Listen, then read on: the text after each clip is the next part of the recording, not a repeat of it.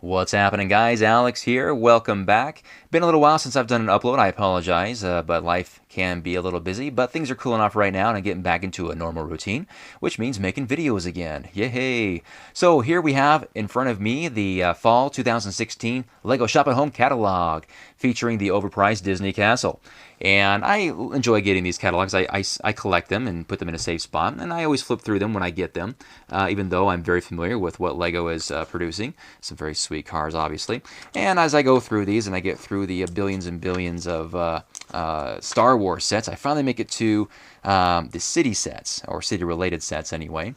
And I come across the new airport right here, right? Another recycle of the last two or three sets that are airports, then another airplane. That's exactly the same, just changing around some colors, and of course, just around some pieces with the building itself. And yet again, no base plates, no runway to speak of, just these items, which as an adult fan of Lego, kind of bugs me. I understand why they do it.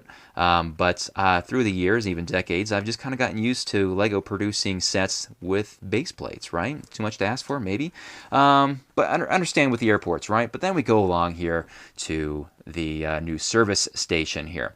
And this is a very handsome looking gas station. I will admit it looks good, with one exception. There is no base plate. I would happily give up a car or two if I got a base plate with this set, a road plate or something that it could actually build on and integrate into my city without me having to go out and recycle or buy through a private seller a base plate that would fit for this thing. I just don't get it. I don't like the trend of no base plates. Let me show you what I mean. Throughout my city, there are several sets that I've collected through the years, and they all mostly have one thing in common. They're all built, generally speaking, on a 10-inch by 10-inch base plate. The base plates vary from just a normal base plate to variations of a different kind of road configuration to accommodate the structure they support, which could range from medical buildings, rescue buildings, police stations, airports, you name it. They support a lot of these types of buildings. And as a teenager, I found this very nice because I could plan my Lego city in my small bedroom based on the fact that the majority of my sets were 10 inches by 10 inches, and all of the road plates were as well. Made it really nice and simple, and it added a lot of value to the sets, and they looked great too on those base plates. Now that's not so much the case. You have to get very creative, and it can also get costly if you want to actually substitute a real base plate on some of these sets. So as an adult fan of Lego now, I kind of find this as a disturbing trend from Lego. Back at the desk here, have a few examples of base plates I would like to show up close. This base plate here, I think, had the space shuttle on it in the mid-90s. It's had the emergency treatment center on it, a police station on it, probably among other things. But even if you had one of those sets and you have this base plate, you can build your own thing, and it allows a lot of versatility in your build, just because the way it's set up. I like it.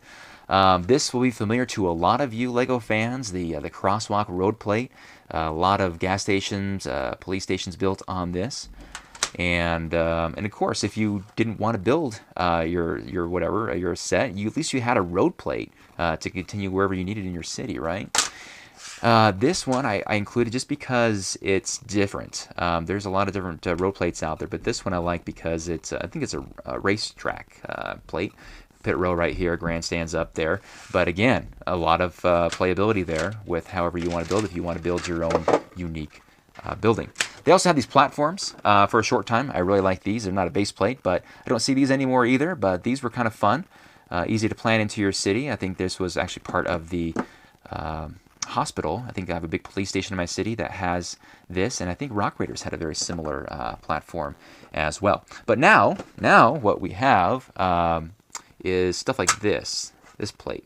A lot of houses, the new modular, or not modulars, but just the normal residential area houses have plates like this. And I don't like these as base plates because when a lot of your plates are like this, these thin ones, They don't really match up really well. And as someone who's OCD like me, that's going to bug you. But anyway, I don't know why I'm making this video. I think just to prove a point that, unfortunately, I see a bad trend with Lego where the prices go up and the value goes down, as an adult fan of Lego's perspective. I don't know about you guys, you T-Falls, your kids out there. Let me know what you think of this trend, if you're old enough to remember when Lego came out with great base plates and road plates before we had to buy them separately or had to get them from a private seller to make our set complete.